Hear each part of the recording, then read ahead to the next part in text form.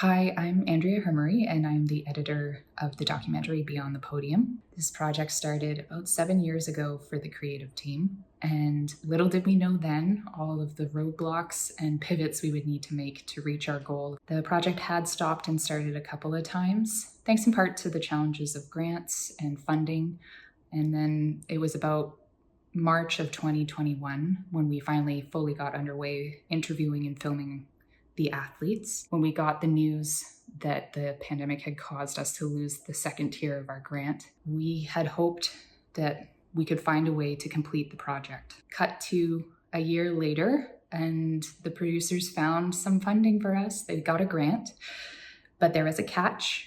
Our original project was a docuseries, a web docuseries at that, and this grant was for a feature-length film.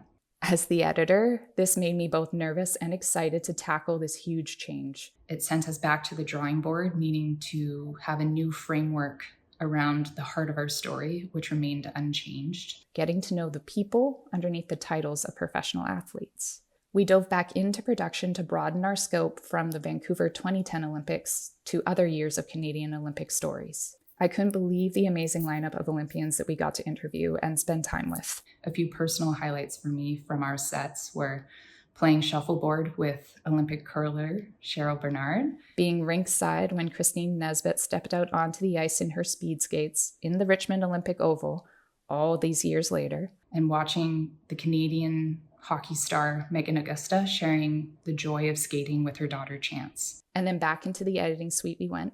My small crew and I tackled many months of editing to bring an over 18.5-hour assembly edit down to this final cut of about 2 hours and 20 minutes. This project certainly had some highs and lows and technical glitches I had never encountered, like a camera randomly duplicating clip names, which caused us to lose footage, and seemingly haunted locations causing all kinds of sound issues. But all the while, my goal never changed: to tell these athletes' stories as passionately as they delivered them to us. I believe we accomplished this goal with our final product. I'm so grateful to the athletes for trusting us with the topics that meant the most to them, and to our producing team for trusting me with the project that meant the most to us. I hope our film continues to spread knowledge, joy, and compassion and reaches as many people as possible.